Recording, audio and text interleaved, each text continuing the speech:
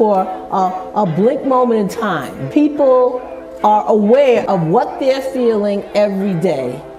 If you're going to restore and sustain a democracy, there must be an informed and engaged citizenry. I spent 2 years in immigration detention. You know how much they spent to feed me for one whole day? How much? 75 cents. Immigrants as a whole, migration as a whole, is associated with lower rates of crime. Immigrants make our communities safer. What causes climate change, the selling and burning of fossil fuels, benefits most the power elite. And so they have a disincentive to address it, and they have an incentive to deny it. They're not going to funnel more money into our schools. They're not going to do it unless they have to, right? And the way they have to is by our participation, our organization, us taking accountability for our actions.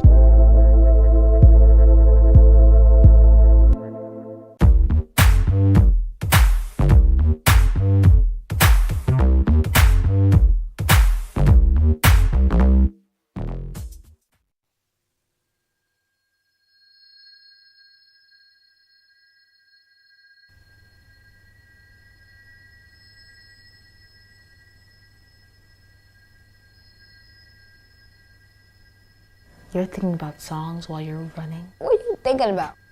Nothing. That doesn't help. Just blank and you're running. Just running.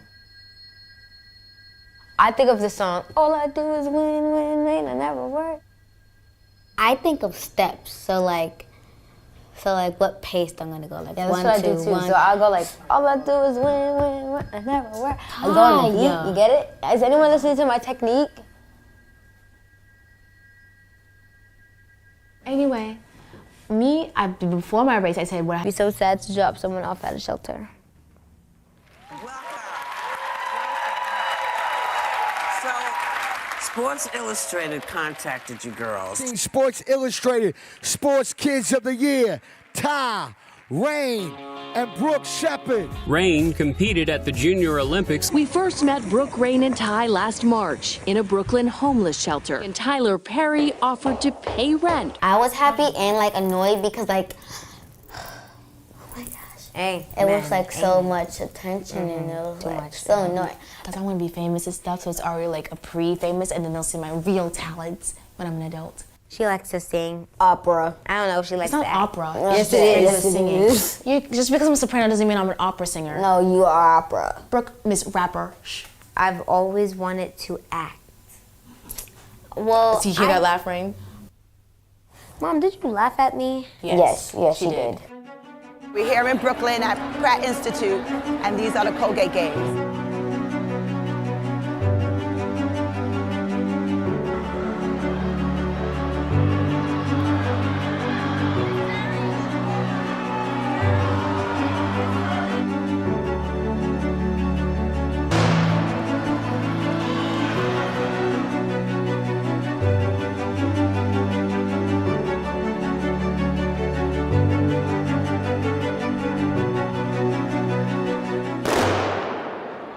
Yeah, Ty, Rain, and Brooke, I can see, if not all of them, at least two of them going to the Olympics.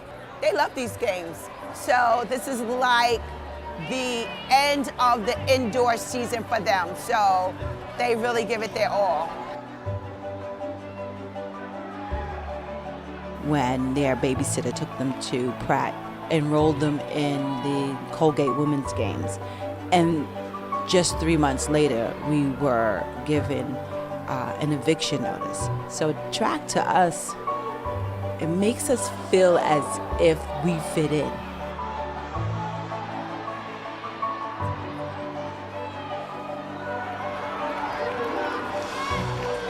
So once they ring the bell, it's gonna be her last lap. And she's gonna run faster. She is? Yeah.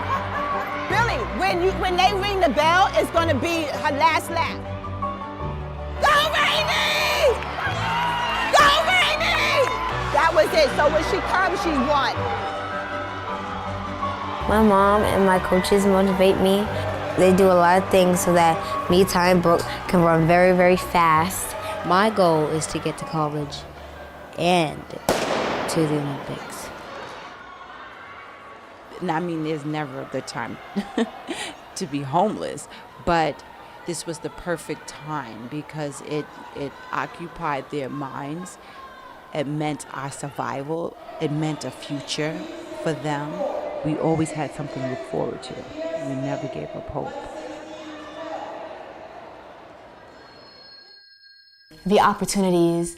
See, if I keep on running, not only is it fun, but I know that I'll get accepted into high schools, like people in colleges, people will look at that. If I just do well and put in the hard work, like they say, you're gonna get what you give, and I'm gonna get something fun.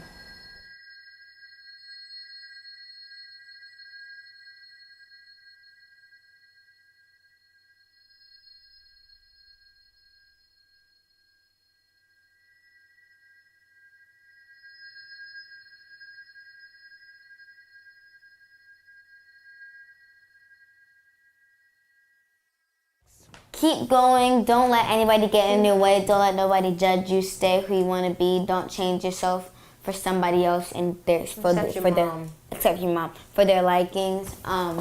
Keep trying and stay at the goal.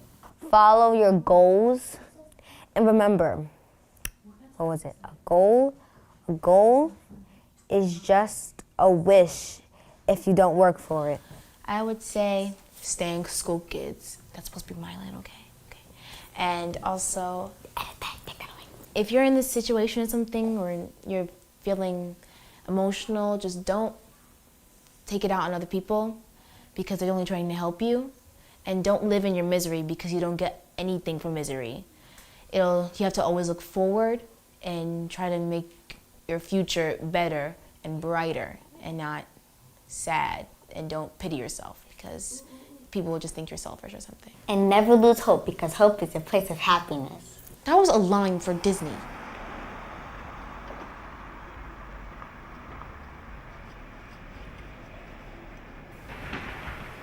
Training, when I was in the shelter, was like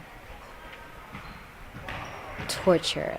I go back to the shelter and I get so mad and I was upset. And then the next day I was so happy to go to school. Then I was even happier to go to practice, and it kept going like that and like that. And it was just miserable. Don't back off, Kayla. Alani, no gaps. Good. Please run through the line. Stop stomping on the line, Layla. Come on.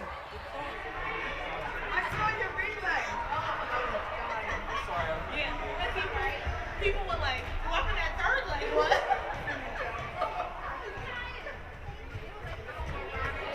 Well, we need some earrings. We beautiful. Me and you. Okay. Don't let nobody say nothing different. Missy, I should have called you. She needs some product for her hair. She's been crying and crying, but I gotta teach her how to run the first quarter. Relax. Up and down with your arms, Nyjah. Up and down. So she use her arms, she moves up. Yeah, why waste those? Up and down with your arms, thank you. So wait, put her in front sometime. Put her in the front and tell her if they pass her, they stop it and she can stay in the front. Bye. So I wanted to, the Colgate Finals is this weekend. Where's Cheryl? I thought she was gonna give out. Anybody who is not running in the finals, if you don't have a ticket, speak to Coach Cheryl tomorrow because she can give you tickets. Okay. When you get tired of crying, then you accept what needs to be accepted. You hear me? You can't cry forever. You understand? Be grateful for what you do have. You have 2 hands, you have 2 legs, you got a brain. All right? And it's all right to feel like, oh, maybe my classmates just laugh or whatever. Laugh, clown, because all you're going to want to know me. You understand? Okay. Get up. Stop feeling sorry for Rain, because there's nothing to feel sorry about. Feel sorry for the people Saturday in your race.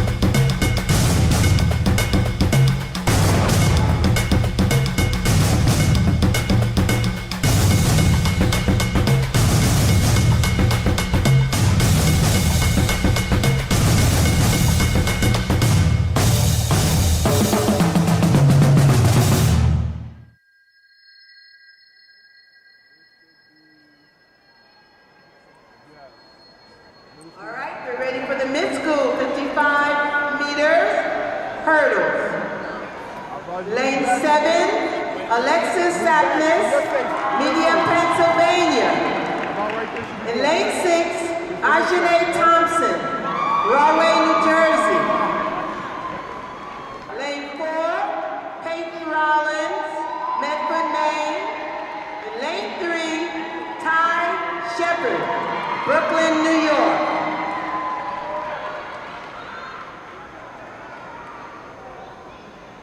In front of Talia in 3 of 4 preliminaries. This is the mid-school, 55 meters.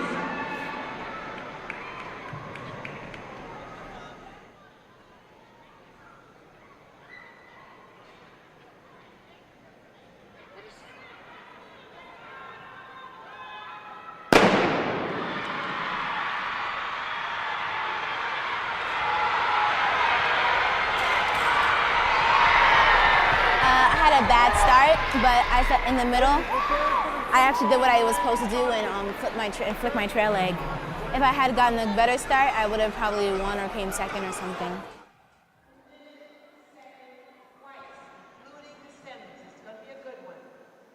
Mid-school, 1500 on the track.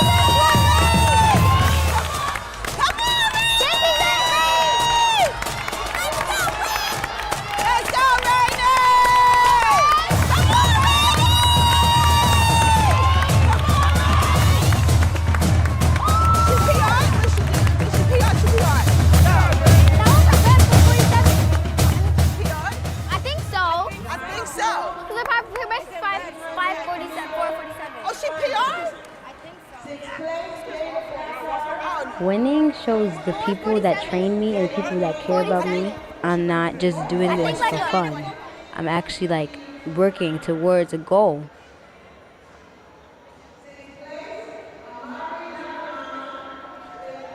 When I win these big things, it's like, yeah, I'm looking at what's next. What's gonna happen next? Like, so I guess there's always gotta be a challenge in front of me, and then I'll work to it, and then I need another challenge.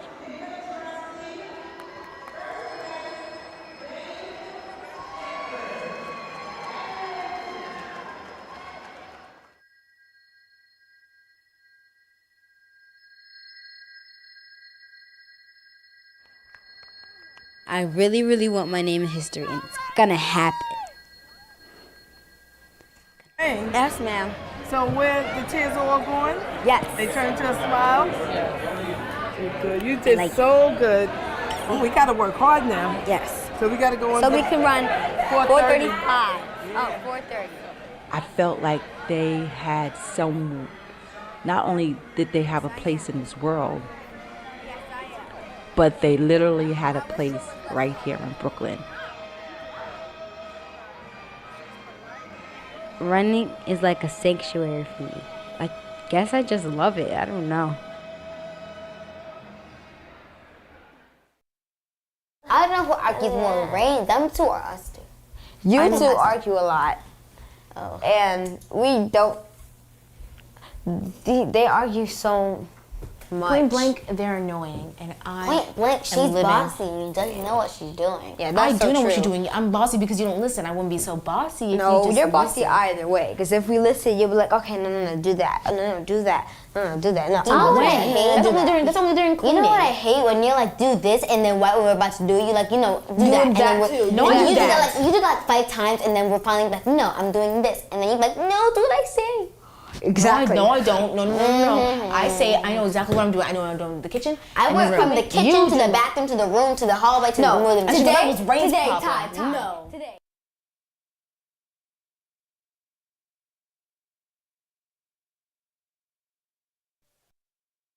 Guilt creeps my conscience, for I'm no different from these cops turned Klansmen. For how quickly I was willing to make a criminal out of my king, maybe I could have called more. I see a transgendered woman not be invited to the rally. I'm the kind of woman who is happily for fun, and God knows I can be so much prettier. I might this war you started is not over, America. Every war you start has its price, America, and my mother is going to make you pay.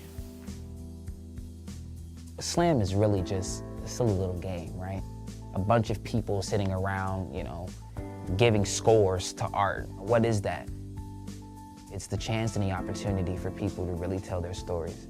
And this entire process can be therapeutic. For some people, coming to a slam is the first time they ever really have a community and have people listen to them. So more than winning, are we creating art to heal ourselves? Are we creating art to heal others? And how are we supporting each other as well?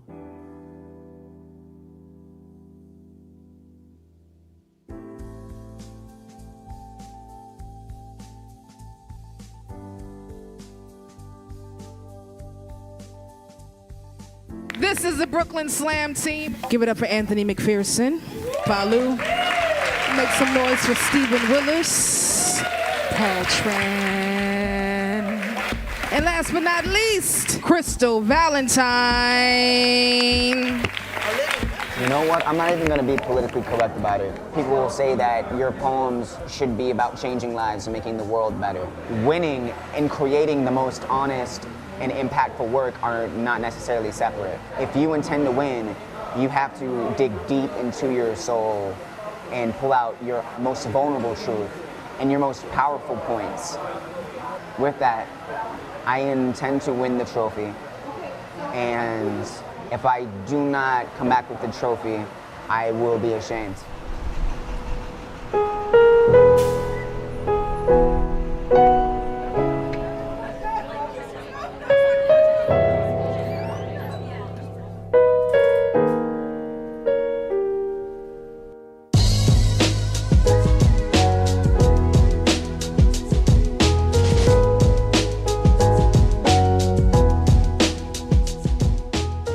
Take on the issue of faith, why God allows certain things. I had a 3-year battle with ACS because they thought I abused my daughter. I always hope for freedom, right? But the other side of that is I want the same thing for other people who don't know how to have these conversations, who don't know how to say, I'm hurting, or who don't know how to say, that thing you're doing is killing me. I am a coward some days, and I hide behind the cross. But I am also the kind of woman who will wait for Christ to come to me. The kind of woman who always lets a man make the first move. The kind of woman who moves too fast and gets pregnant too soon and shuts up like a whore who does not have her children's last name. The worst kind of woman who sees nothing wrong with this, who knows her vagina is a missile, who will beg your pardon if you ask for it, who will bust your head if you ask for it, who will help you bust your nut if you ask for it. I am the kind of woman who says things like, don't ask me for shit, but I would give up almost anything if you need it, and just ask for it. But be cautious, because I lose things like children.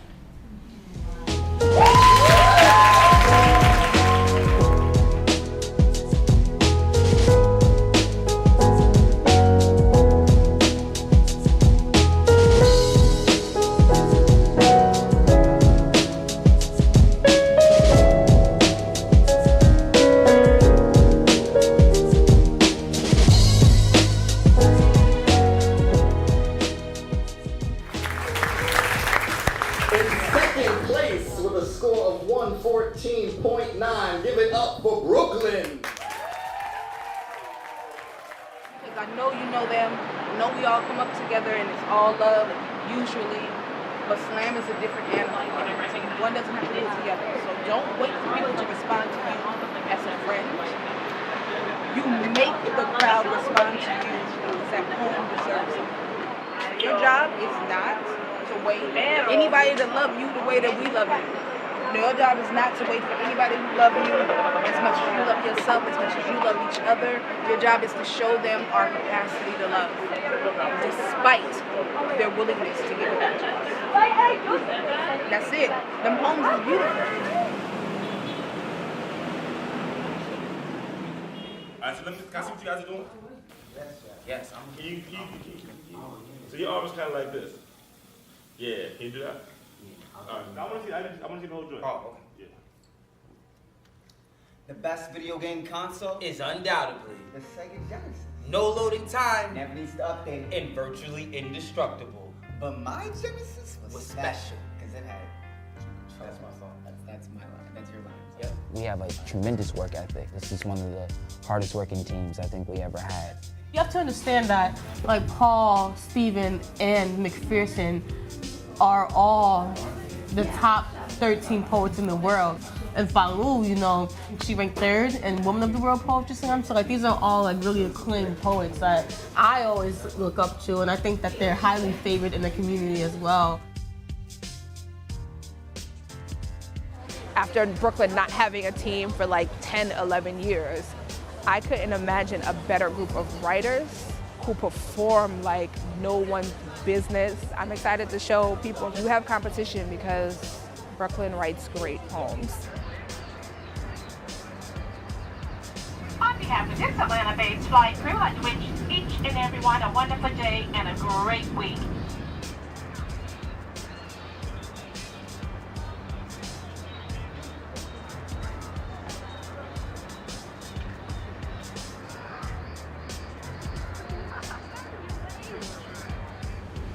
It took a lot for us to get here, so y'all need to start and make it work and do it for all the people who got you here. You gotta like show and prove for all of NYC. Cool? Well, we want to thank you for this opportunity of being able to join here together. We know that what we're about to do right now is not only going to change our lives, but also change the form. Mo has instilled in us the ability to understand that the integrity of our work is the most important thing that we have here. Let that be the thing that fuels us and guide us today to victory from today and the rest of this week. We thank you in Jesus' name. Amen. Amen. All right, on the count of 3, bring it home. 1, 2, 3. By you!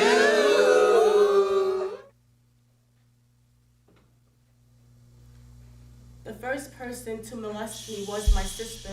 The first person to molest me was my father. With soft hands and even softer coercion. A big sister telling her toy chest dog to open her thighs. A drunk father telling his smashed beer bottle child to open its mouth. Wider, please. For your big sister, please. We know about the men.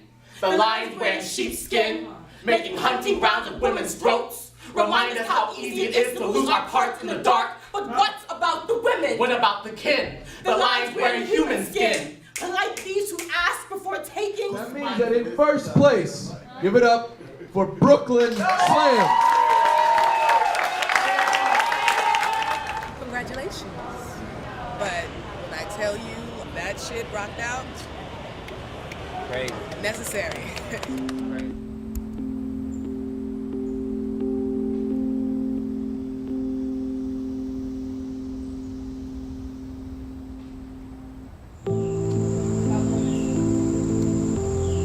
All right, shoulders forward, 10, begin. 1. Count with me. 1. I don't really have poetry that is not about what directly affects me. You know, at some points, everything around me is crumbling. At some points, everything around me is amazing. And I feel like I'm such a quiet person for people who don't know me, whom I don't speak with. It is really the only chance to tell my story. When the Oval Office picks the slave ship from its teeth, the rallies will morph into mosh pits. Soccer moms and Nixon masks clapping off beats. All tempos matter. African American vernacular English, oh my God, they call it slang. The man calls it Ebonics. I call it America's Creole. The person really has you if you think that you are the only one feeling this way, and therefore you definitely cannot do anything about it because it's only you.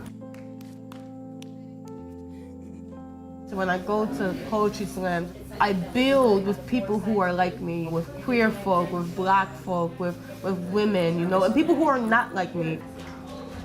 It's important to know you're not alone, and it's also important to know that there are people who will fight for you. My mother is white. I am biracial.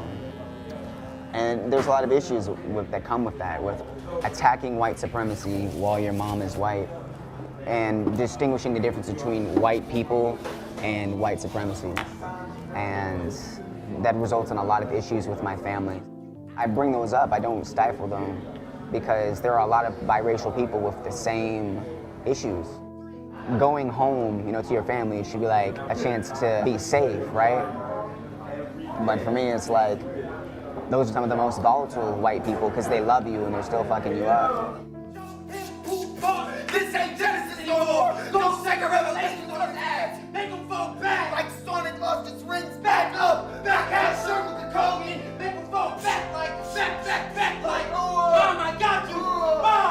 Mom, you win. Perfect. One of the big aspects of culture is family and the family structure. So if mass incarceration is this a major thing, we have to discuss about how mass incarceration affects the family. You know, what's that mean? What's it doing to the family dynamic? Other than, hey, I don't have a dad at home anymore, or I don't have a brother at home anymore. And so, you know, there's this joke that all black people have country cousins, right? Everyone has that country cousins, or even people, period, have those cousins in the country. And so I said, well, you know, particular to the African-American experience, we have county cousins, cousins who are in jail. So this one here is for my county cousins. Come on. Currently incarcerated for crimes committed and or confessed, contributing to the new Jim Crow, my county cousins.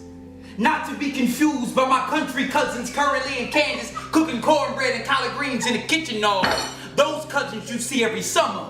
These cousins you see every quarter century and county, constantly making collect calls, inquiring about commissary, cursed to forever circulate in and out of this country's industrial prison complex, constructed for collecting coons for an orange and black continuum. My cousin used to wear busted jeans to Grandma's Christian church in Chatham. My cousin was cool enough to make the most sedity girl smile. Was the same cousin I saw clinch and clutch and raise the sight of his brother's blood on concrete, make that gun crop for days. Then one day, a crooked Chicago cop came and caged my cousin before college, and now my family only congregates in courtrooms. The entire male previous generation before me are all in jail. All my uncles are in prison. All of my cousins are in prison. They all got caught up in the drug life that was Chicago, following in the footsteps of one of my older uncles, one of my grandmother's brothers. And so we lost an entire generation of men. So I grew up, you know, knowing some of my very close family members, immediate family members behind the glass. You know, as a member of many minority groups, of many oppressed groups, anyone who stands in a position as an oppressed person has to know everything about themselves and their oppressor. I've spent all my life learning about the people who would rather me not exist. And I think through slam and in the world, it's time they learn a little bit about me and what I go through and the people I love. I will peel myself away from your skin. I will return to my life again. I will return to this world again. I come back from death to find a voice, to say your name, to tell everyone what you did to me. I come back from death to look you dead in the eye, to look you dead, to teach you to be careful what you ask for. You better be careful what you ask for, because I will show you exactly what this mouth do. And Brooklyn will be bringing to the stage. Brictv from Brooklyn.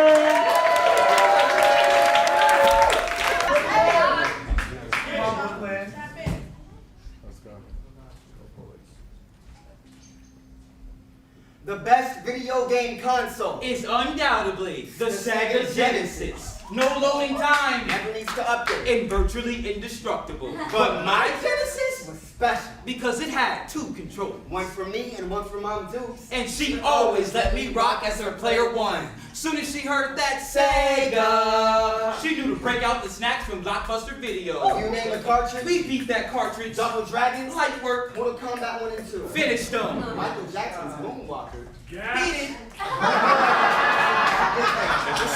You know I'm bad.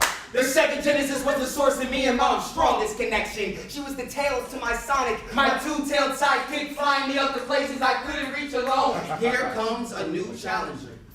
Her boyfriend loved fighting games. The controller was shaking in his hands. He never rolled it up when finished. Mom would wake up with a new bruise and blame it on tripping over his wires. She grew addicted to him. And I grew addicted to Street Fighter 2 Turbo. Character select, always picking the girl. Always playing as Chun-Li. Expert mode. Unable to protect her from the beatdown. Dizzy stars, the red countdown, flashing lights, top lights, 10. We have a low score of a 9.9. Not 1, not 2, not 3, but give me 4 of a kind 10.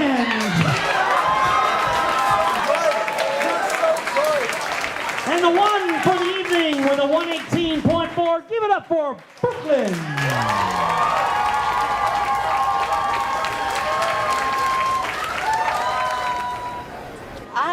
I'm just really, like, you guys are, like, really great. Genesis changed everything. Yeah. Genesis was not a poem that I believed in all for years, right? And Steven said, yo! And I believed in Steven, and I thank you for believing in my work. Throughout the whole process, he was not letting me give up on that poem. And I fought McPherson from the moment it was on paper for where words would go, what it should do. Just for that, what just happened, to have a 30, and it could change lives. That happens when we love each other. That happens when we trust each other. That happens when everybody sits there and watches you and nobody claps for you. And not until it's done. You know what I'm saying? Not until they quoting you in poems and writing after poems. Not until they're doing Fallu fucking movements on stage. I saw it. And I was like, oh, okay. But that's what happens. That's the game we're in. You inspire people. And when you inspire, emulation and imitation, right? But it doesn't take from the fact that you need to be replenished. The well needs to be replenished. The best way to replenish the well is to trust each other and hold each other. And trust us and know that we got you, we hold you. All right, have fun, talk to folks. Do not talk poems. Never. Do not talk poems.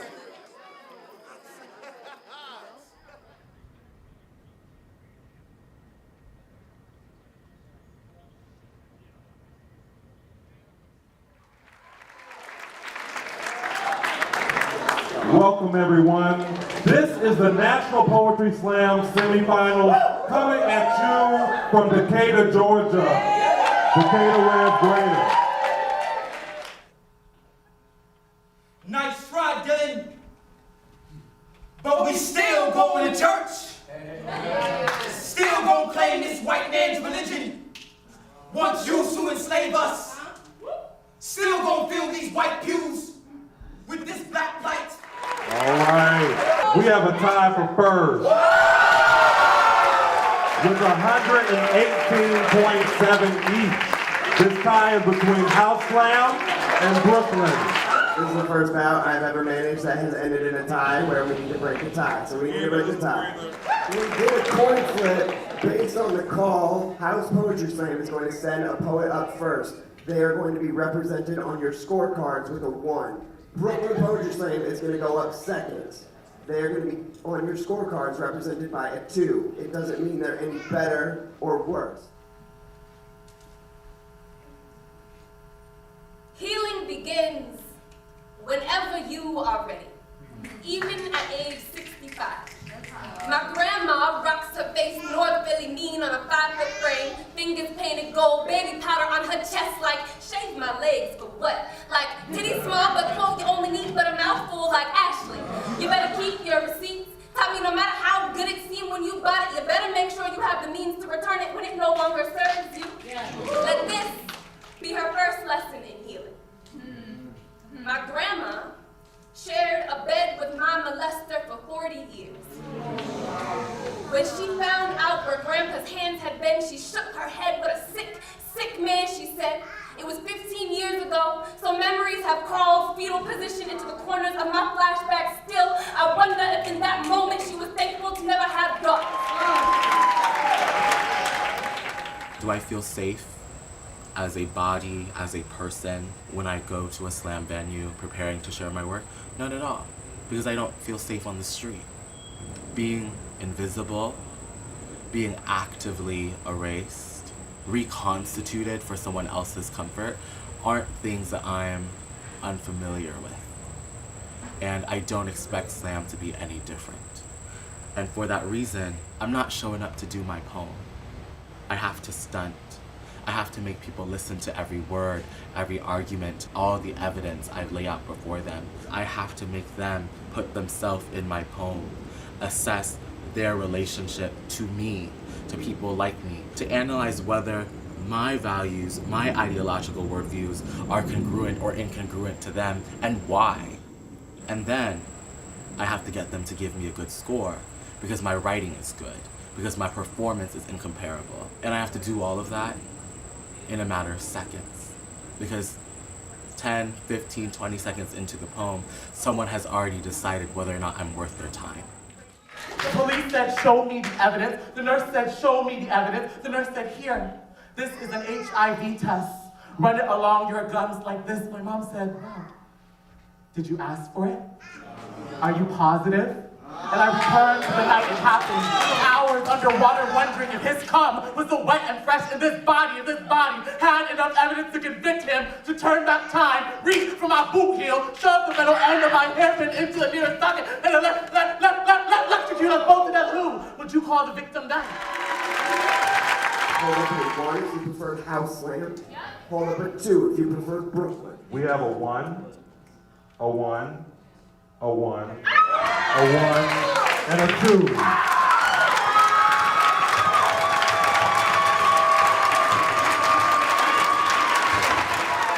Let's give it up for our second place team, Brooklyn! And let's give it up for our first place team in this semifinals bout. Give it up for the House Slam! Woo!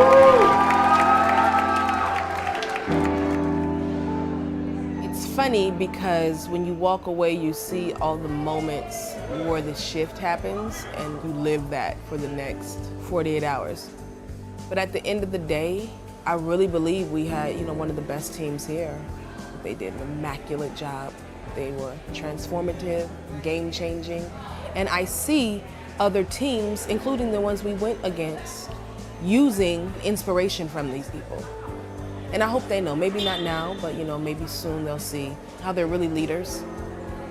And most times we kill our leaders.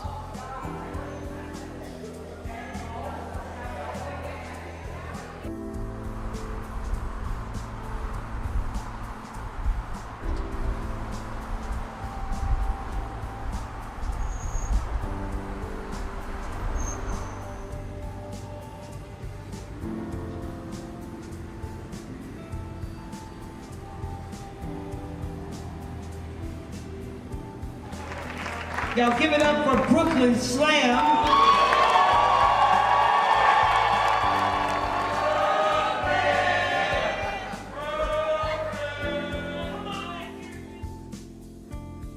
For the boys told they were too dark to be the Dark Knight.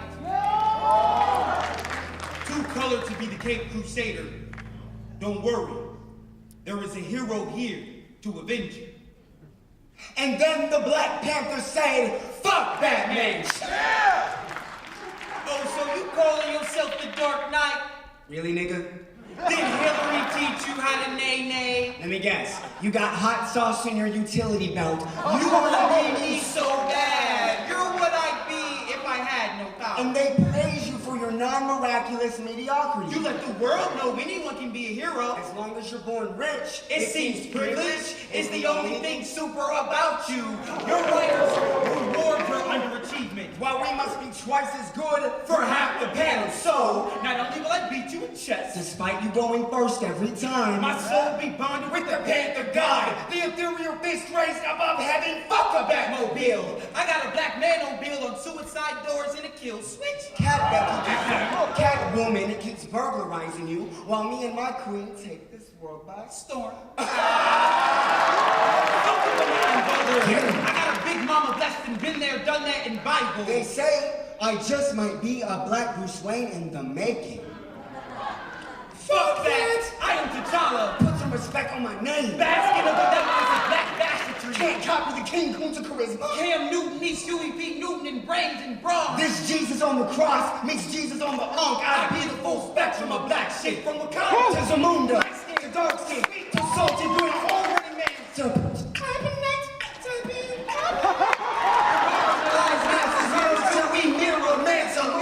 have you ever seen a black man's outfits protect him from bullets? I've got black boys everywhere, trading in their gold chains for vibranium. I'm melanated of every sound.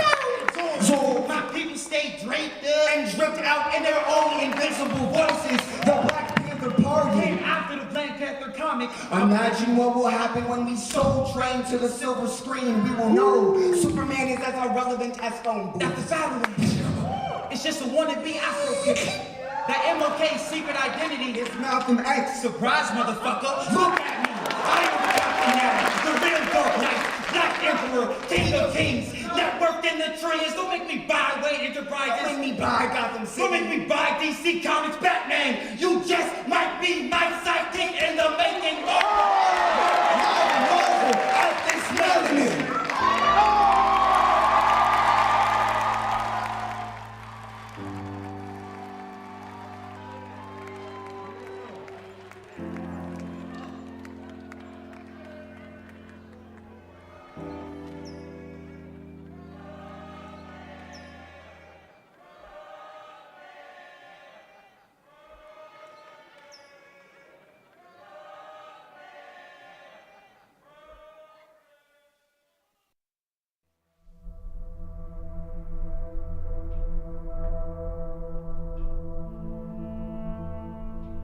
Thank you for being with us today and choosing to spend your time with American Princess and Gotham Whale. We're going to be pulling out of the dock momentarily. Captain Tom is going to be getting us off the dock.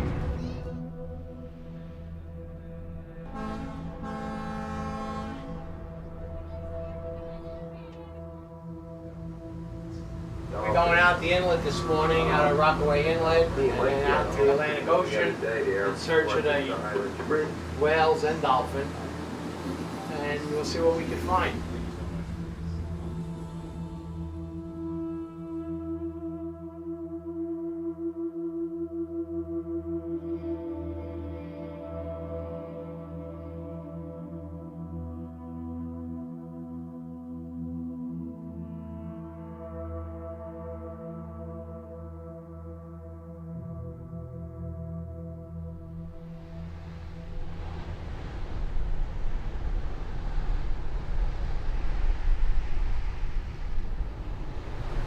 My father started the business in 1945 when he came back from World War II.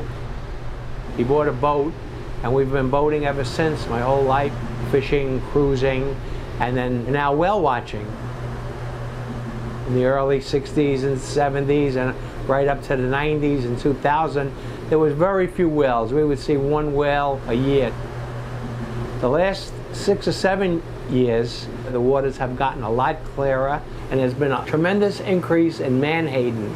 Now, menhaden or bunker is a fish that the whales feed on.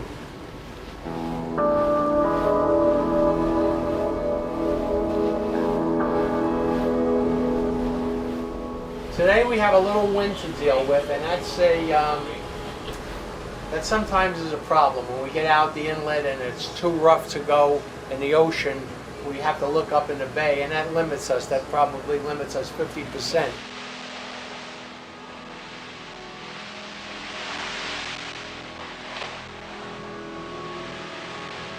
I'm going to need all of you today to have your eyes on the water to help me locate the whales.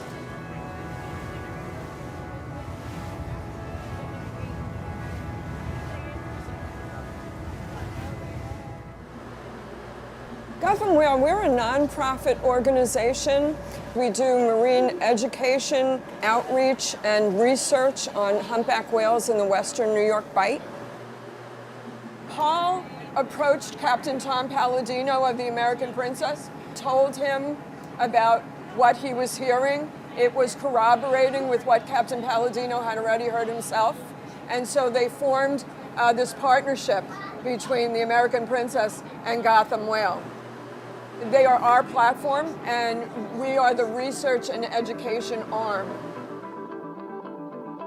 We're the only group that is studying them, specifically reporting what we see, where we see it, when we see it, and we're accumulating that information to give an overall picture of where they are, what they're doing, and where they're likely to be in the future.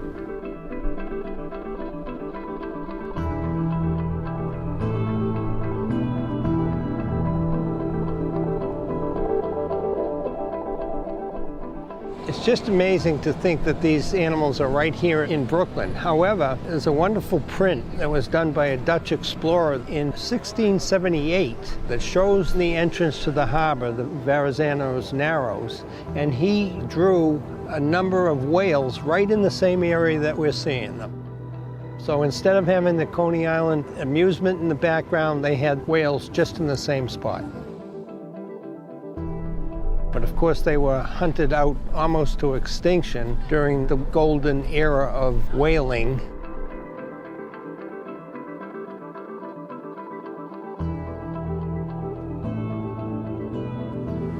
It's been 40 years since the Clean Air and Clean Water Act came into being, so that legislation from the 70s is still bearing fruit today.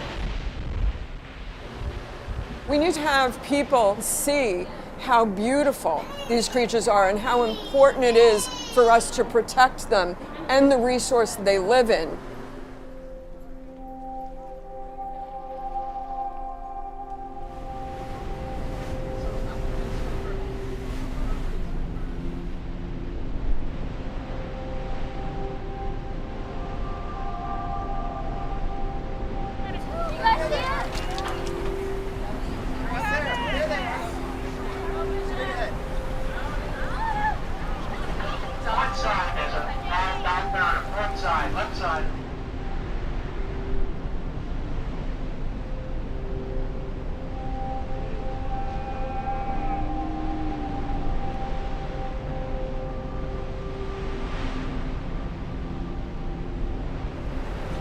Both sides, on the left-hand side and the right-hand side.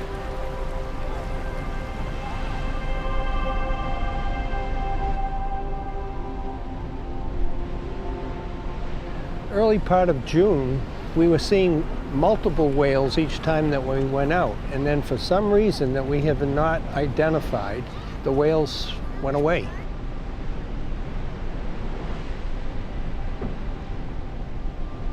If the whales stopped coming, that would be a real disappointment.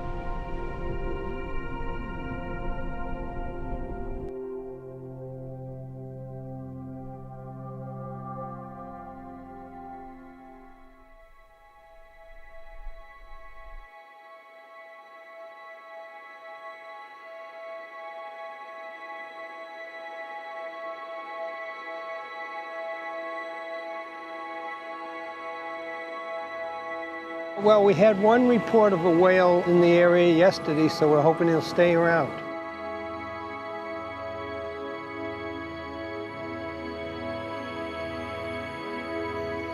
But of course, as our boat captain says, they have tails and they move around.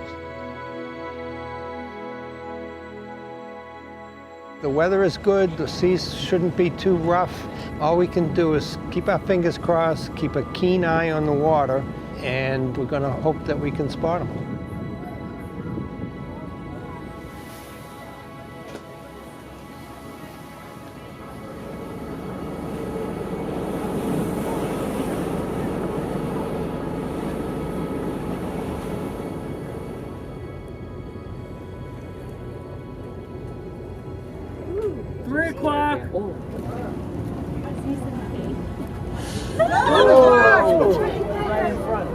Directly in front of us.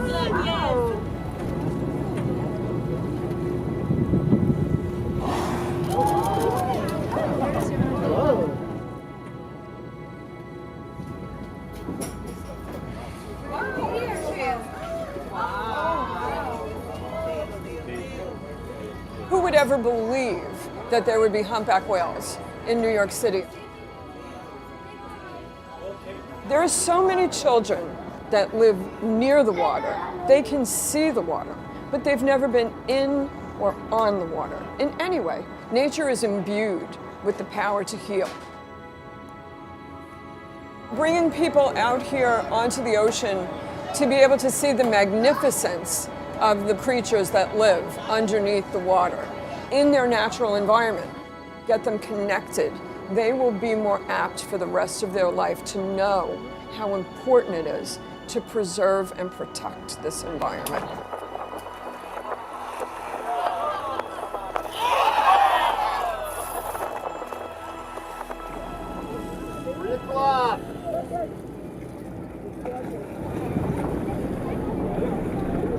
Down he goes.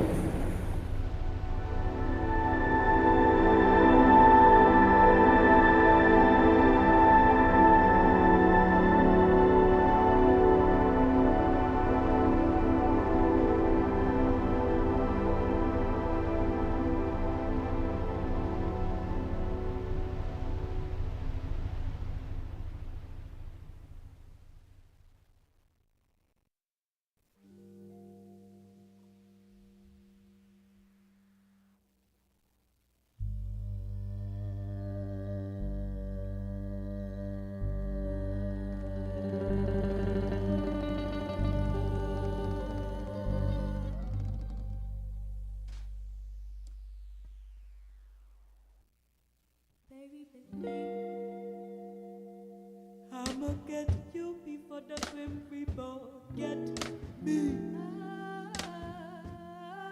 I'ma come through, I wanna see the sun bending knee. Back to me, you know I set you free. Grew a garden for you, that's what you meant to me. Especially when you go over on a late night smoke in your eyes, too divine, you were all mine.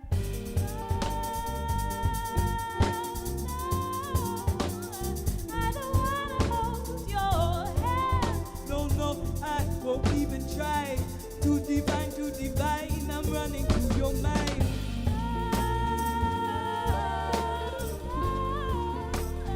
How are you to understand me?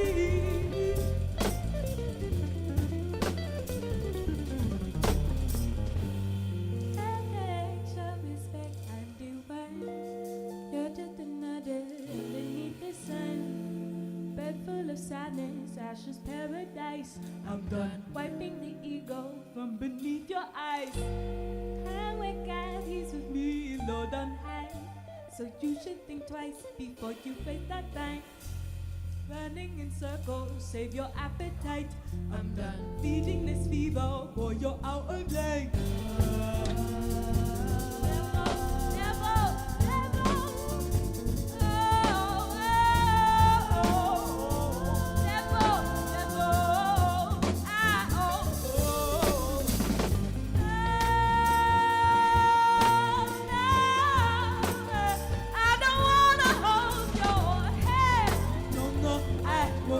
Try too divine, I'm running through your mind.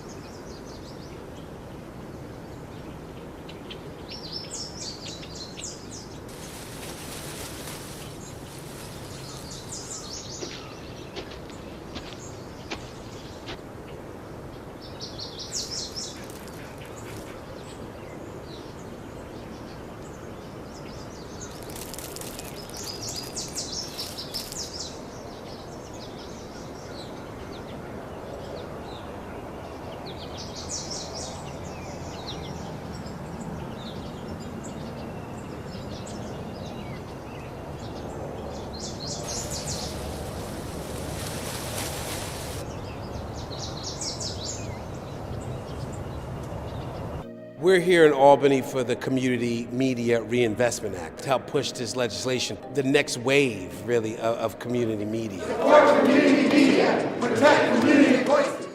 This new legislation really is not creating something new, but protecting something that has been there. When cable companies wired our city, citizens fought to make sure that these corporations paid for the privilege of laying their cables in our streets. Those funds have supported community media centers for decades, giving ordinary individuals access to TV studios, equipment, and training, empowering storytellers throughout our cities, states, and country. We must provide platforms for residents to share their stories, advocate for their neighborhoods, and celebrate the rich diversity of our communities. But now, streaming services are using that public right of way with no community reinvestment.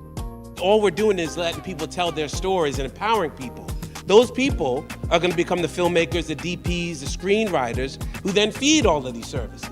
We are the voice of the people. We've had a Haitian family. His grandma one day flipping the channels heard Haitian Creole and said, stay there because our people are represented there. That's how important this is. And once people can see themselves, they can reach their full potential. We need community access. It makes a difference, y'all. I can't put it more simpler. It makes a difference.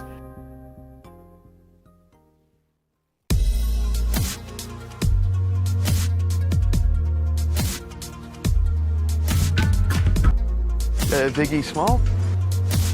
White? Oh, Excuse me? Making a show. What I was fantasizing about. Artist, whatever you want will be given.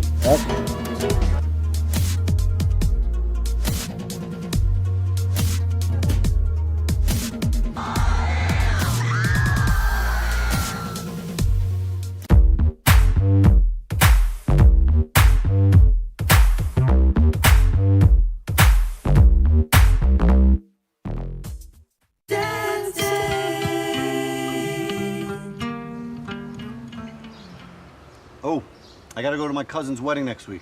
I'm gonna be a groomsman. Russo's by the bay? Nah, Johnny's by Bay Street. Staten Island version. Instead of the couple coming up through the floor with the smoke like at Russo's, they walk to their dais over a miniature Verrazano Bridge. Oh, classy. I gotta rent a tux for this shit. Good luck with all the jizz and puke. Yeah, my family's weddings are wild. No, I'm talking about the tux rental. There's only two types of people who rent tuxes. They're either for weddings or proms. One's a group of irresponsible teenagers on one of their first nights of true partying, all swollen with booze and fucklust. The other, they're a group of irresponsible adults confronting their loneliness, all swollen with booze and fucklust. Like I said, jizz and puke. I fucked my prom date like 6 times. Yes, high school Craig, all 6'2", 165 pounds of pure punk rock muscle, looking great in your tux, covered in fuck juice. I like this. I do, it makes sense, right? Clothes have souls. Yeah, of course you like this. You rented a tux for a 6'2" guy, slender tux. Of course you think it's got the mojo of 1,000 fuckable men. Me? I'm 5'7". I'm renting a 40 short with irregular arms and short legs. The last guy who wore mine looked like Kim Jong-un. This place is bugging me out. I get it. For the 100th time, you moved into the neighborhood you used to buy your weed in. No, this is the actual store. The wig heads were over here. There was a bunch of junk over there. The bag of Fritos that made this front to front, it was right up there. They made you buy a bag every time. We've been to 5 different stores on Franklin. Each one was the spot you bought your weed in. There was a buzzer that you pressed and they buzzed you in, and the door locked so you couldn't leave. I still remember them calling me 21 Jump Street. Maybe this is the spot you thought was the weed spot. What the fuck you want? Let me get 2 dimes and a 20. So, 2 20s? Yeah.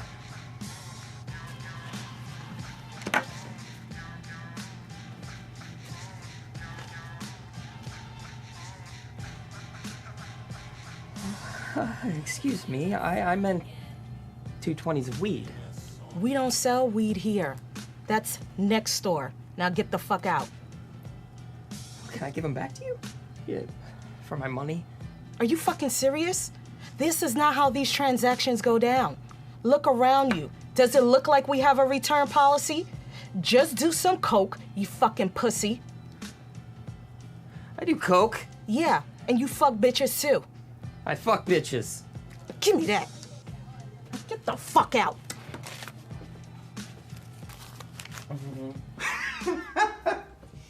You still haven't tried coke, you pussy. She wants white, the cheapest Sauvignon Blanc they got. These are cheap. Yeah. These 2 bottles and, Is that it? a double chocolate Thai. You know, the one with the chocolate chips on the bag? You got the hydro? Let's get 2 for $5. You know what? You got a 50 of murders? I'm sorry. We're just taking a trip down memory lane. Believe it or not, before you moved to New York, this used to be a weed spot. Yeah, what's your point? No, this used to be a front. You know, the dumb waiter, the camera that didn't work, the bag of Fritos. The whole place was like The Wire. Marlo, Omar. Look, he bought his weed here like once back in the 90s. He's being nostalgic. 5 times. Man, this neighborhood used to be wild. And now you're back. It's $26. Oh, I'm sorry. I just thought you might want to hear a little neighborhood history, you know? Some real seedy New York shit. Sorry, I got other customers to attend to. There ain't nobody here. We're the only ones buying shit. People just come in and leave. It's not a really big selection. Okay, you got your wine. It's $26. There's the door. Another entitled non-New Yorker telling me how to live in New York. I'm from Long Island. I'm sure you're turned on.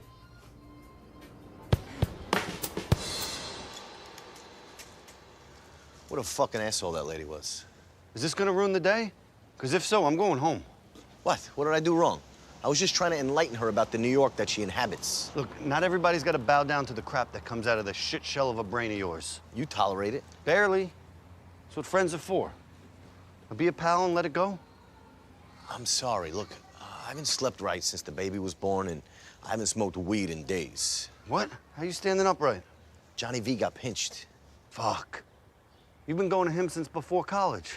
I know, I'm in a panic, but the little bit of weed that I have left, I've been giving it to my wife so she doesn't murder me in my sleep. Call my guy. You guy's a fucking weirdo. No, he ain't. I don't have the heart for his vetting process. What are you talking about? Craig, the last time we went there, we had to watch TV with him for like 2 hours.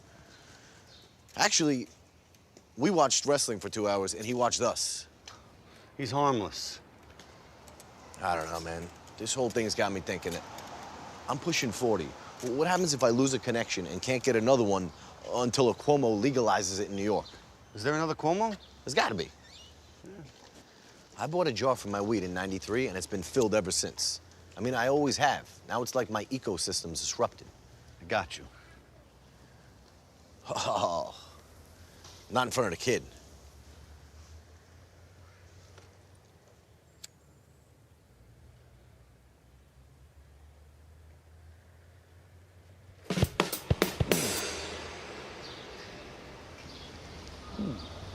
This is fucking delicious. What is this?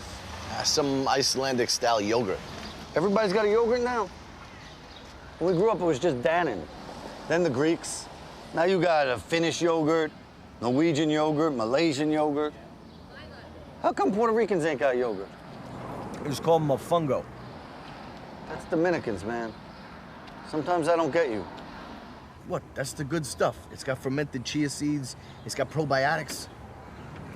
Is that the one for shitting? Yeah. Can't believe you let your kids eat this shit. That's expensive shit. Yeah, but your whole little Preserve Brooklyn cause, shouldn't he be eating public school butter crunch cookies and slugging a quart of water? Instead, you got him sitting here eating cut cucumbers and celery and warm Frisian glazing.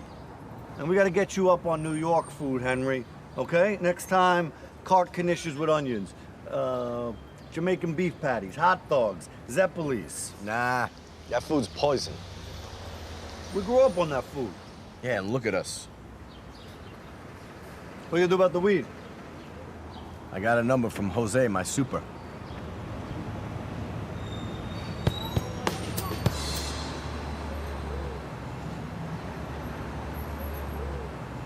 Hey, yo, you still looking for me? You Mikey? I was texting with Mikey. You Jose's boy? Yeah, You want to go do this at my house? I don't want to do this out in the open with my kid. Go to your house? Nah, man. Just have your man take the kid around the block, and me and you go in here and talk business. This used to be a front, right? Where you from? Bay Ridge.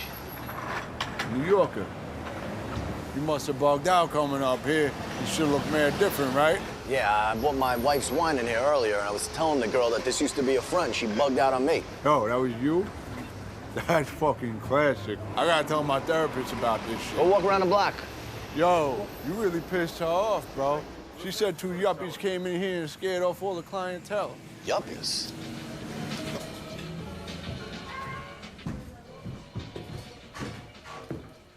Nuh-uh. He cost us like 3 sales. Him and his friend were pretending to piss on each other in the corner, and all the walk-ins walked out. You was pissing in here? I was pissing in a diaper. You wear diapers? No, I was telling a story that I was pissing in my son's diaper pail because I couldn't make it to the bathroom and I don't want to wake him up. That's fucking smart. He's smart. I like that. We should sell to this guy, man. Look at his face. He'll be loyal. I will. I will.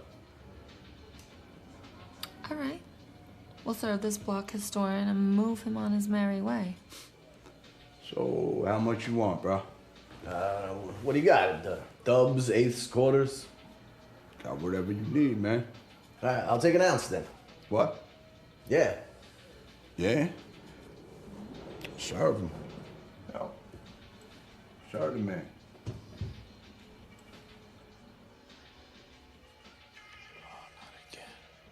So that's 1,500, bro. You guys don't have weed? Dance Day. Dance Day.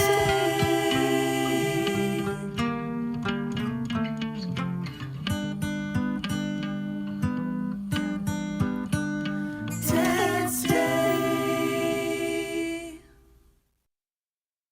Dance Day.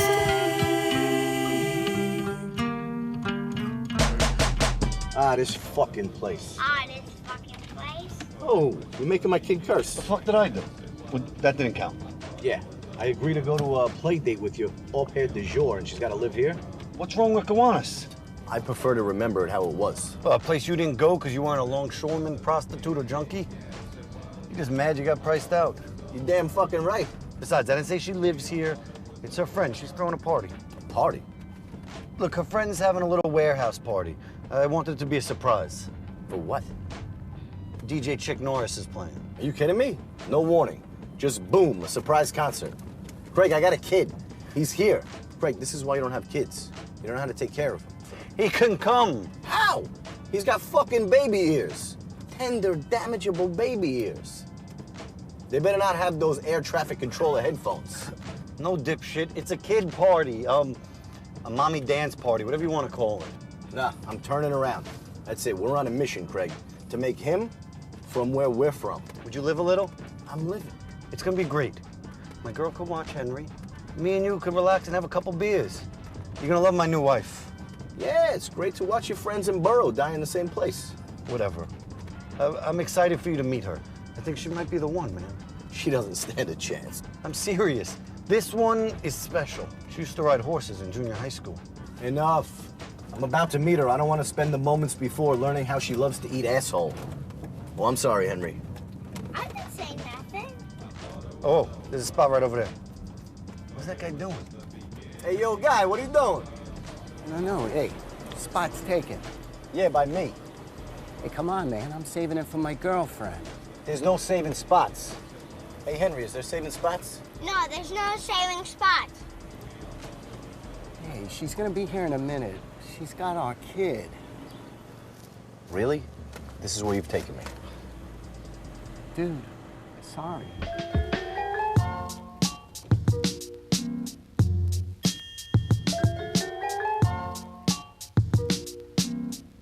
My God, dudes, we're like a Seinfeld episode here. No, we're not. If we were, I would have beat the shit out of George and fucked the lane by now. You flatbush flathead. Who would have thunk it? I know, right? Trapped in a room full of beautiful nannies, young moms, and husbands whose wives will potentially steal. We got the best bait of all. No, that this is what we became. That this is what Brooklyn has become. What are you talking about? This is awesome. I wish we had shit like this when we grew up. We just went to the aunt's house so Mom could smoke cigarettes and play pinochle. Yeah, but our aunts didn't move to the big city, become a parent, and dress like MC Search like this schmo. What are you talking about? You're wearing neon limited edition sneakers and a polo bear shirt on Dad Day. Yeah, but I earned it. We grew up here. Our whole family lives here. So we get a hipster pass because we occasionally have a New York accent? You're more like him than you think. Get the fuck out of here. Hey. How you doing? You look amazing. Stop it. Oh, this is James. He's thrilled to be here. Hi. And you must be Henry. I like your shirt.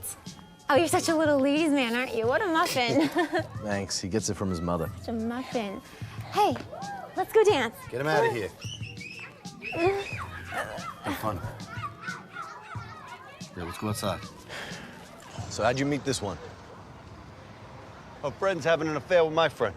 An affair? Oh, he's married and he's fucking a 22-year-old. What do you expect them to do? They're everywhere. They're like bed bugs. They transplant here and just want to get in trouble.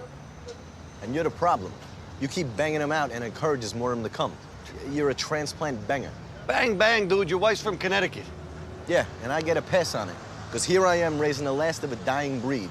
The last of the born and bred Brooklynites with an accent. Is this what marriage did to you? Huh? Brooklyn's changed. It's full of 22-year-olds on Tinder, dying of sex with guys like us that are actually from here. And your way of dealing with your monogamy is through plotting and anger? I've entered my Al Bundy stage. I'd rather enter these transplants. You're just infatuated with all the available ass looking to make the Craig mistake. You're the one they find right before they find someone to marry. Yeah. Hey, put this out. Let's go get a beer.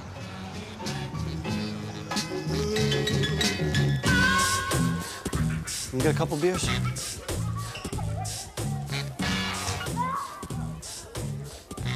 Two blue?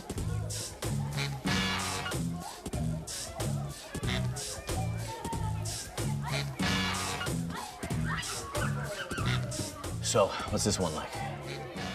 She gets it. She knows what I need. A little dress up, clean feet. Choking?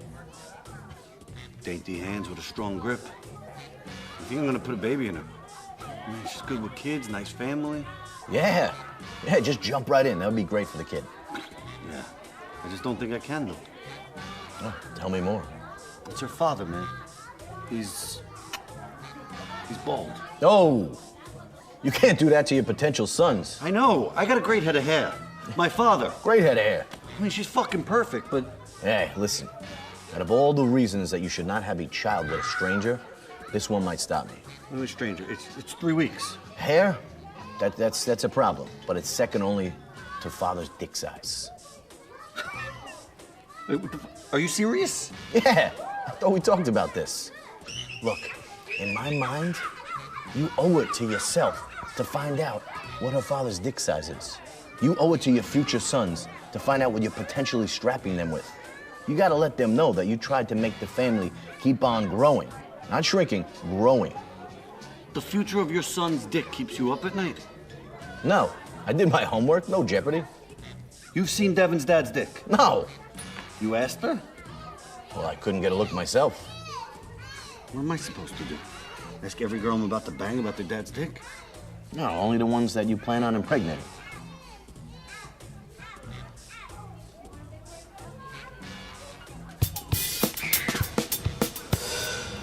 Oh my God, Henry is so cute. What a doll. I know, that kid's amazing. Hung like a horse, that kid. Stop. You are so bad. I'm just saying, important things to consider when making a family. What are you talking about? I'm talking about important things to consider when making a family. Heart disease, cancer, male pattern baldness. What? My dad's bald. Yeah, but is he well hung? You better be kidding.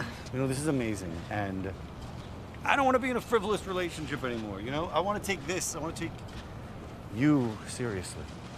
So... Just give me an idea.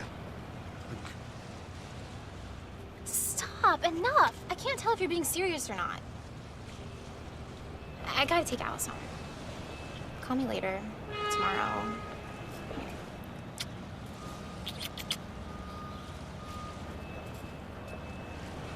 What's wrong? Remember when you were a kid in the summer? And you just get home from the beach. Grandma's back from Florida. The kitchen's really hectic. You're running late for dinner. So you jump in the shower with your dad. Boom, you've seen your dad's dick. Really? I've been in the city 6 months and somebody I barely know is asking me this? It's been 3 weeks. Okay, so who's to say it's my dad's dick that matters? How big's your dad's dick? I haven't seen it since I'm 5 or 6, but you remember the one about the baby's arm in the apple? Yeah, His dick was holding that baby. figures. But what if it's not the grandfathers that determine the size? Macho pig. What if it's my mother or... So, Craig, how big's your mother's pussy?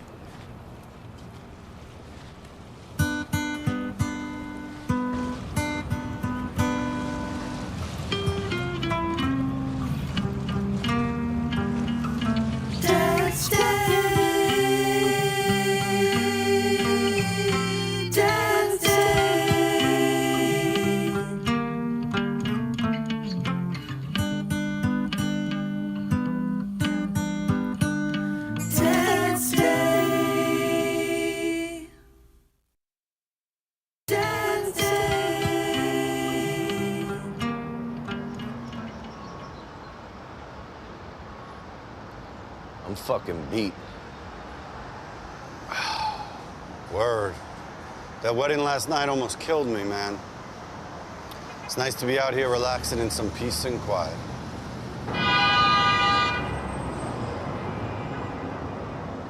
I needed this. I stayed out too late last night. And I was nicely buzzed and in the cut, and it was fun, but I just stayed out too late. I got right to that point of too drunk, too old, and too married for the place that I was in. I was with that kid Corey from work, the one we're meeting later. Yeah, the kid you said is me 10 years ago? No. He could be you in 10 years. There's still hope. You should be so lucky. Nah. I learned from your mistakes. I'm better prepared and better equipped for this. It's like I'm being sent back in time to change the future. It's like I'm John Connor.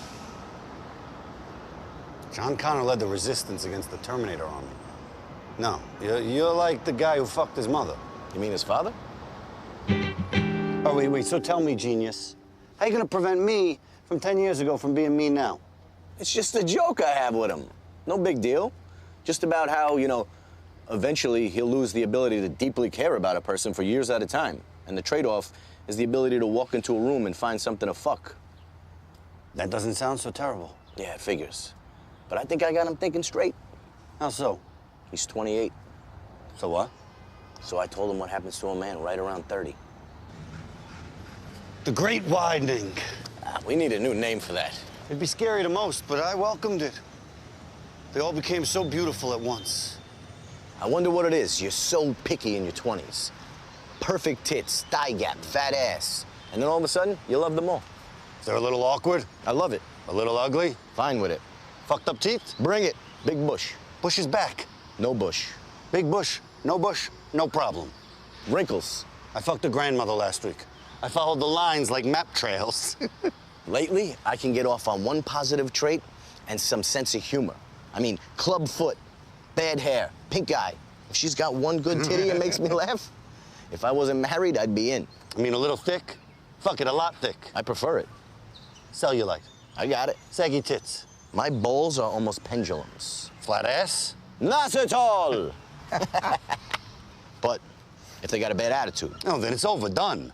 I mean, like one morning you wake up, as long as they're trying, they just all start to look so sexy. That's what this kid doesn't get. Is then all that's left is to try to fuck them all. Yep. You're going to try to fuck them all. Yep. It's a curse. You're cursed. Pray for me. With all this ass floating around Brooklyn, it's like you're a kid in a candy store. Actually, it's like you're a kid stuck in a candy store after an earthquake for a really long time. and the power's out. So you gotta eat the candy for sustenance. I mean, he's forced to eat what he loves until it becomes what he hates. But it all works out in the end, right? Nah. But there's hope for others.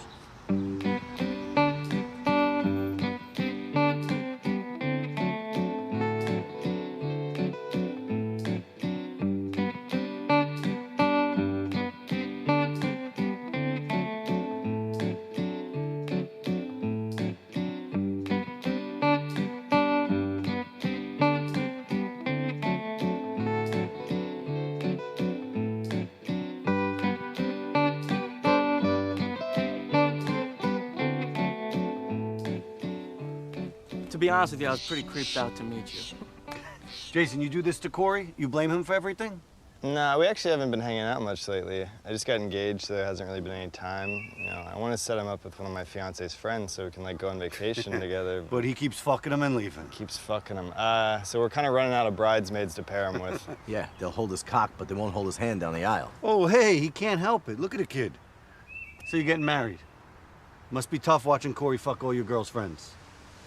I've been in long-term relationships before, and let me tell you, there ain't nothing more beneficial for their longevity than wanting to fuck all your girls' friends. Listen up, boys. I read all about this. Human beings are not actually the descendants of chimpanzees as previously believed. We're actually the descendants of the bonobo, a matriarchal, polygamous ape driven by orgy. Stop. Your bonobo theory doesn't work. We're evolved from chimps, a disgusting, warring, patriarchal ape that's territorial, womanizing, and overtly cruel. Just look at the election this year. Look, that's because we repress our true nature. Deep down, we are built to competitively fuck. Our bodies evolved that way. Look, I can prove it to you. Jason, imagine me fucking your fiance doggy style. No thanks. Holy shit, dude. This is my work friend. Whom you're trying to convince not to be like me. This should only further prove your point, no? Well, valid, but fucking his wife, doggy style? It's for science. Don't be so close-minded. The doggy style is just because I'm a visual thinker. All right, so let's say me and Corey are engaged in a threesome. Yeah, Dib's hitting that one first. All right, so he's fucking her, and then he comes inside her, right? Here I come with my dick. And while I'm doing my thing to please this woman, I come inside her. But while we're enjoying this pleasure, I'm also displacing his sperm. You see, listen, the male penis is like a meat straw. And while we thrust in, our foreskin also pulls out the last lover's sperm. You see, she wants our cum. She's programmed to procreate, and she's maximizing her chances by having multiple lovers. And I'm obliging, but I'm also competing. You fucking lost it. I'm sorry, guys. He gets like this sometimes. Let's get out of here. No, I haven't. There's nothing to be embarrassed about, guys. Your wife wants a life full of orgasms. Besides, more sex leads to less conflict. I do agree that we live in a matriarchal society. I mean, what's more matriarchal than what James and I have? What do you mean?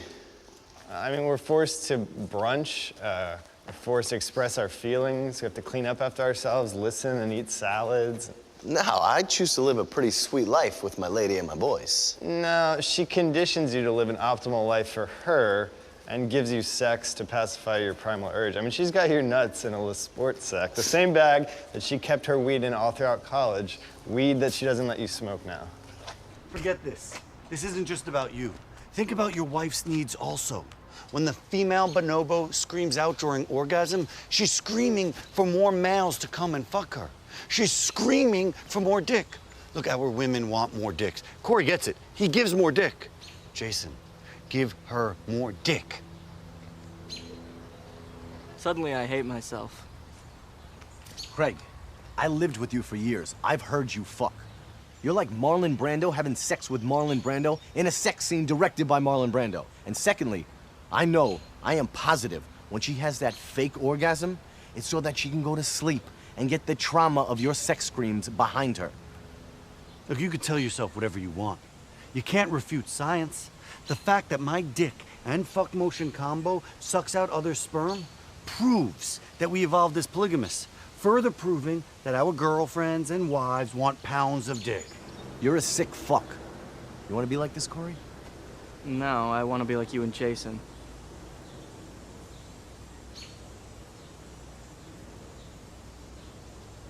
Are you happy? No. Why not? You have Corey to groom.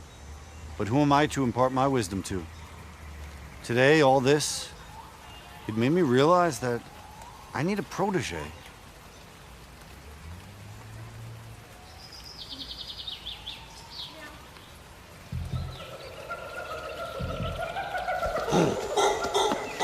You like fruit, Henry?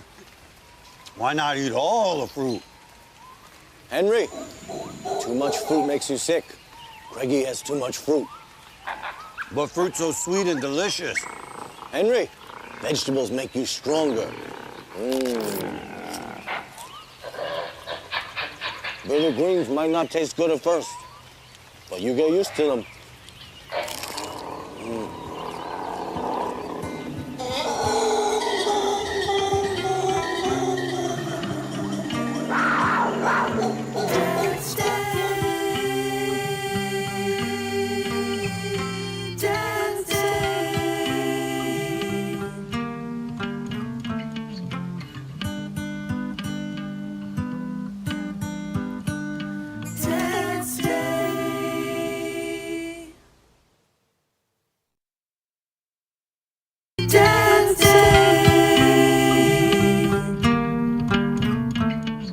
She won't let me do it. She's 100% right. Why you always gotta get her back? You're supposed to be my pal, my confidant, my golden girl. Look, a Sophia Petrillo like myself does not make decisions based on loyalty alone. She trusts her gut. Yeah, and I trust mine. And it's gotten really big lately, so, you know, it must know something. So that's it. I'm cutting the cord, no more cable. You can't cut cords. What did your therapist say? Look, TV raised you, man. Video music box, Yo MTV raps, cartoons. You gonna turn your back on your parents? Brooklyn raised me. Come on, you're an inside kid. You were plopped on a couch eating Twinkies. You wasn't out here on these streets. Besides, the only reason I have a TV is because I thought I'd see you on it someday. So I might as well just throw it away. I can't believe Henry graduated pre-K already. I mean, it feels like just yesterday you were freaking out about getting Devin pregnant and having to commit your life to a soul-sucking job. I wish it was free K. I mean, it's more like college tuition. This kid's getting a Norwegian-level education at Martin Shkreli prices. I thought you was rich. He's rich. My wife's rich. I'm still heavily invested in the get-rich-quick schemes and the pipe dreams. Well, forget about it, though, because the people, they're lovely. The education is great. The one thing that chaps my ass is that Henry is the only true Brooklynite. I mean, he was born here. I was born here. My father was born here. His father was born here. I get it. So he should get a bigger diploma, you're saying? Yeah, he should. I went to City College. His grandmother went to City College. His great-grandmothers both had to drop out of public school to get jobs. Lineage counts. How long does it take to become a real New Yorker? I always heard 10 years. Fuck that. We were beat in, they bought in. It ain't the same. So what you're saying is you're worried your son is becoming a yuppie puppy? Kinda. It's all right. Let's fix it. First lesson today at lunch. Real New Yorkers know how to get over. We know how to get the big slice, the big scoop. We know how to talk to the people. Yeah, me, Henry, I talk to everybody. I talk to the mailmen, the old ladies, the store owners. The homeless. Well, that's not fair. Really? Because I remember you having such a connection with a homeless man who begged on your dorm room corner that you actually let a man into my home. I'm not celebrating you. Henry, I gave a man a roof over his head. I'm a saint. Saint Craigie. Just because you let Charlie Noodles bathe in your dorm room and dry his dirty socks does not mean that you get the big scoop in your burrito. One does not do this casually. There are many technical details involved. Enlighten us. There are 3 steps to getting the big scoop. First, you can't build a building without a proper foundation. Pork? And you can't pour a foundation without happy labor. Not in my town. So you need to have the smile and the eyes locked ready. How you doing, my brother? Let me get some pork, please. Second, you gotta know your order. No mealy-mouthed, what's on the menu? You gotta speak with conviction. Nice. Rice, back beans, and black beans. Third, no jumping the gun. You don't want to start with a miscommunication. You gotta be in charge. Pico guac no sauce. What'd you say? Pico guac no sauce. Why don't you just ask for a bigger scoop? Yeah. Ask for a bigger scoop. They look into your soul, and they put that on the plate. We want the big scoop. Sure, for you. Hey, why not? The big scoop we want. How's that? Henry, stop wasting Craigie's food. No, it's all right. I couldn't finish this thing if I wanted to. And all these free chips? You don't want anything, right? You good with that taco? I don't want to be a dick or nothing, but that's a pretty small taco. It's a burrito. Let's go to the Brooklyn Museum after this. They're doing the Basquiat puppet show. It's 90 degrees out, Pino. We're going to the park. Besides, Henry has a play date with his friend Wyoming. Not this again. Look, you're gonna meet her mother. You wanna be a filmmaker? You wanna be an actor? She's your path. And therefore, she's my path. I don't want to meet anybody. I just want to go to the Basquiat show. I can't do anything. I work 60 hours a week and I got 2 kids. You gotta do this for both of us, and you cannot be in control of our future any longer. I've been waiting years for you to become famous. I could have done this myself, but I need you. I could have been a reality star, a talk show host, a comedian, a celebrity. And you need me. I'm stuck in middle management. You're my golden ticket. Look, it's obviously not beneath me to use Henry for personal gain, but let me just meet her when I meet her. No. This woman casts the most interesting films in television in New York, and her daughter loves Henry. I love Henry. She loves her daughter. Henry loves you. Therefore, she will love you. Look, I love you, man, but I can't get my career mixed up in another one of your schemes. You will meet her. You will seduce her. You will charm her. You will win her over. You will make us famous. How? There are 3 steps to being famous. It's just like getting the big scoop. Look at Henry. Look at him. There you go. Dude, you got your headshot? I'll sneak it into a bag. What? Who the hell carries headshots, man? What the hell you think this is, 1987? It's all digital. Look, you just play with the kids and let me do my thing. Digital, huh? Selfie time! You want to try? Ready? Cheese. Hey, you know Craig's an actor, right? Handsome guy. Me too, I'm an actor. Yeah, they're both handsome. Hey, let's get one more with Barbara's camera. Oh. Yeah. There you go. All right. Okay, make this one count. Oh, okay, that's enough. I think the kids want to play now. Oh, okay. Hey, I got an idea.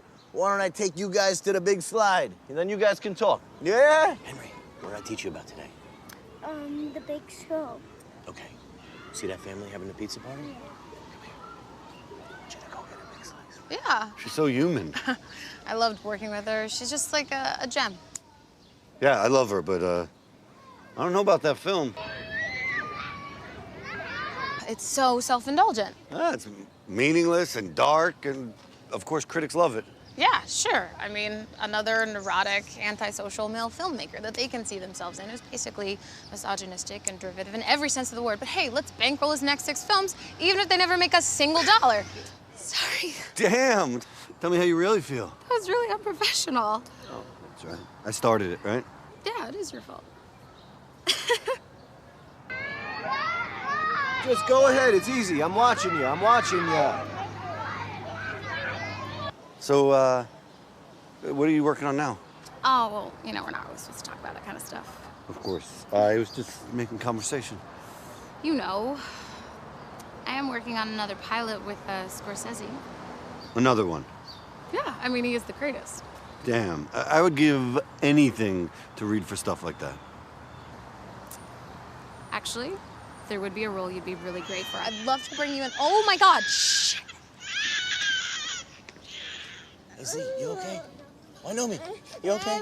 You okay? Are you okay? Hi, sweetie. Oh, my baby. Oh, my God. What the hell is wrong with you? Is this how you pay attention to your kid? It's just a little boo-boo. She's okay. Where the hell is your kid? Look, Dad, I got the biggest slice that I had.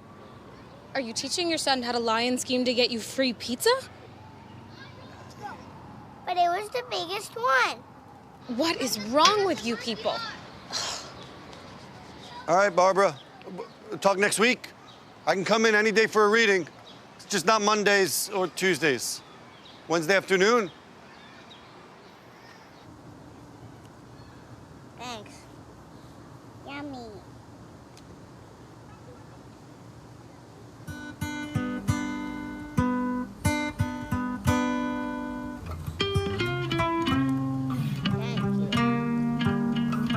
Dance Day.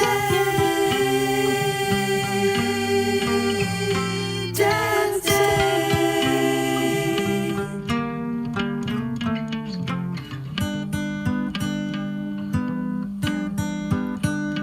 Dance Day. Dance Day. Oh my, this is moving quickly. And now, once again, my shirt is off in a stranger's apartment. And now my pants. And now my underwear. Do we need bread? I was in the middle of making my fucking grocery list, and I get thrown down on the bed. I should get to keep my iPhone. Where is my iPhone? Did he just whiff at it? He literally just whiffed at my vagina like he's judging wine. I believe this pussy is from the Jersey region, Camden. This is still a young pussy, a little matured, but bold in body, floral. Well, this isn't the worst. At least he's not trying to. Get away from my asshole. I just took a shit. I don't care. I don't care if you don't care. No. And he's already at my asshole. He should put this on his Tinder profile. Will he your ass within the first 3 minutes of hooking up? I'm sure he could get a small but dedicated army of followers. Wow, he is committed to this. Oh, this isn't a warm-up. This is his finale. Come hither. Come hither. Keep calling me. Yogurt! Fuck! Surprisingly, it came Fuck! from the We need American yogurt. Heart Association.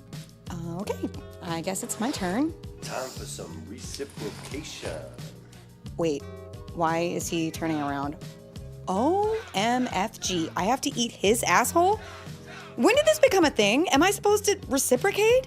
This is outside the social contract. He is so hairy. He's like a less sexy Teen Wolf. Oh, fuck it, when in Rome. Finally some reciprocation. New York City boasts one of the most easily recognizable accents in the country. Some linguists are saying that those who speak in the classic New York tongue are part of a vanishing breed. With the economic and cultural shift of wealthier people inhabiting Manhattan, and now Brooklyn, the working class accents, so familiar to a generation past, are all but extinct. Accents so beloved, like Rosie Perez, Mel Brooks, and Andrew Dice Clay, will soon be nothing but a memory. Never! Whoa! What are you doing, man? I will not allow my son to be part of a vanishing breed. It's too late, man. Never. Look, I told you, I'm gonna raise the last born and bred New York kid with an authentic accent. All right, but can't you do that after this play date? This is crucial. Where are we going, Daddy? To the motherland, Henry. Come on, man. You promised we could hang out with my new lady friend today. Look, I promise next week on Dad Day, we can have a play date with your new nanny friend. What are you doing, man? Are you taking us to the Staten Island Mall? I know you resent your former home for fucking you up and destroying your dreams and your self-confidence. But this is it, man. Staten Island remains the last bastion of pure working-class New York culture. I mean, it's like a preservation with only a 30-minute ferry ride or a $16 bridge on or off. It's like you're stuck in a space-time continuum. You know, you talk about Staten Island like it's Jurassic Park. Are we going to see dinosaurs? No, Henry, we're going to see real New Yorkers who speak real New York speech. Look, if Staten Island is so fantastic, why don't you move there? Fuck that. I'm not gonna live in Staten Island. You're the worst kind of yuppie, you know that?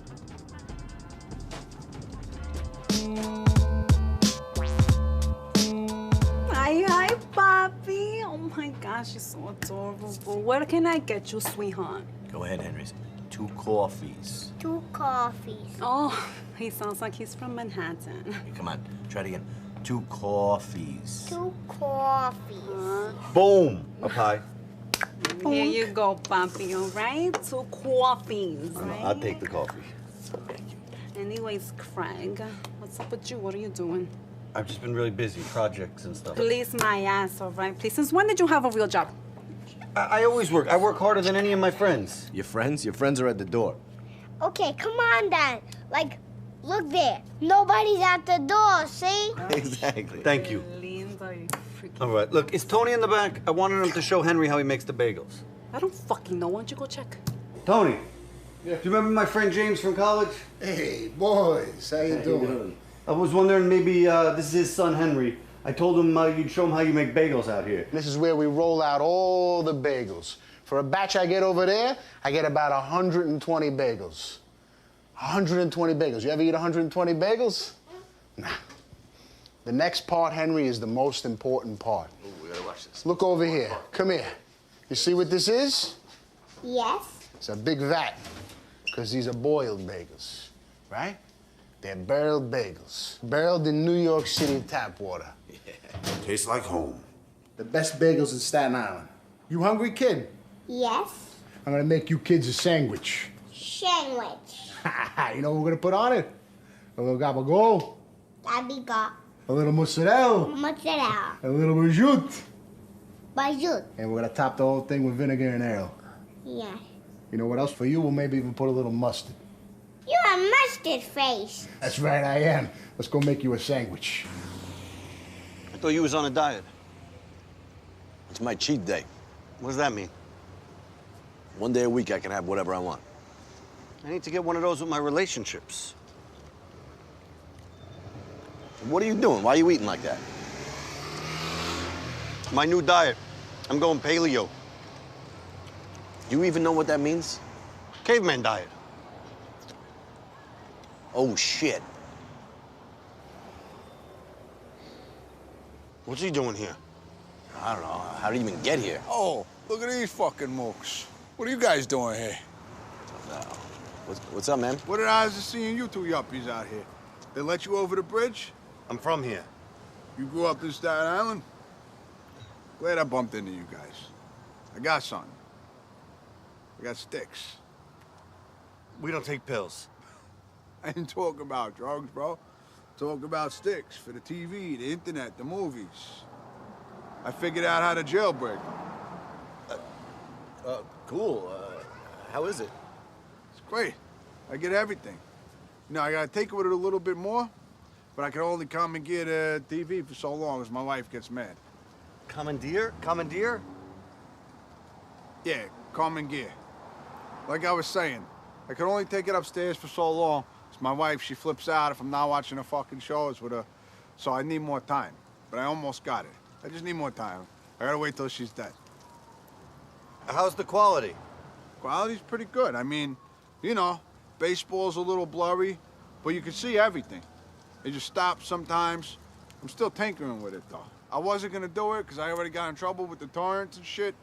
But everybody's jailbreaking these fucking things, man. I saw a Chinaman in Costco, and I went up to him and was talking to him about this. Because, you know, the motherfuckers know how to crack these things. They're whizzes with this shit. And he said everybody's doing it, so now I'm doing it. So, you come to my house, I'll show you how to do it, then we could do this together. I don't even have one. All right, so buy one. You like movies? You don't like movies? You don't like movies? Yeah, of course I like movies. Everyone likes movies. All right. I get all the movies. Cool. So what do you think? About what? About buying my stick. Bro, I'm trying to hook you up here, man. This is big. This is bigger than the fucking cable hot boxes. Bigger than the fucking fake Louis Vuitton shit. This is huge, bro. I'm trying to get you in on the ground floor because you say you're from Staten Island. It sounds like the future. I love it. The fucking man's pretty smart. You should listen to him. I'm good. You're good? You think you're good? I don't even have a TV.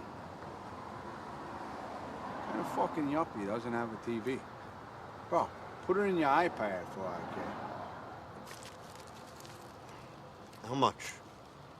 200, the local rate for you, since you say you're from here. I don't have $200. Look, I swear. Look, I barely have $90. $90? I'll take it. Deal. for doing business with you.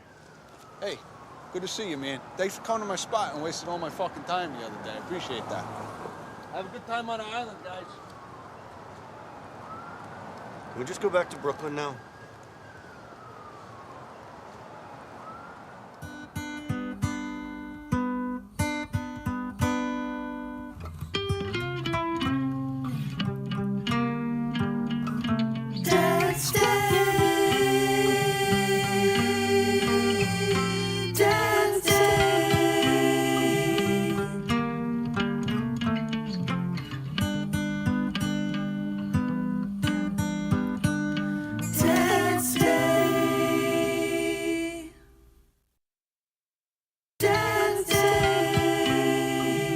James, remind me again why we had to meet in Park Slope?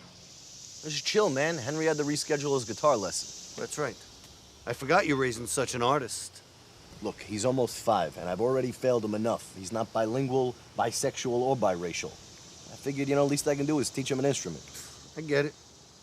You know what you need to do? What? Leave your wife. What? She holds the whole thing together. No, not for you, moron. For Henry. And you love that boy. You want him to be an artist. You want him to be successful, right? Of course. How many artists you know had a happy childhood, right? Leave your family. Ruin their lives. He'll be miserable now, and he'll thank you later. You had a miserable childhood, you have no love in your life, and you're not a successful artist. True. Between the strollers and the dogs, you need an HOV lane on this sidewalk. So I thought it was on with this one. What happened? Nothing. She was perfect. We were great. Yeah, you said she had an OCD compulsion to clean your apartment every time you weren't looking, and you just happened to have an OCD tick not to clean. You were faded. I know. Best sex of my life, too. So what'd you do? Nothing. She was a public defender. You realize those are the good guys, right? Oh, out of the way, guy. Welcome to New York. Welcome to New York. No, the sex was too good. We'd be up all night, all morning. She'd be late to court. People started going to jail. I'm a humanitarian.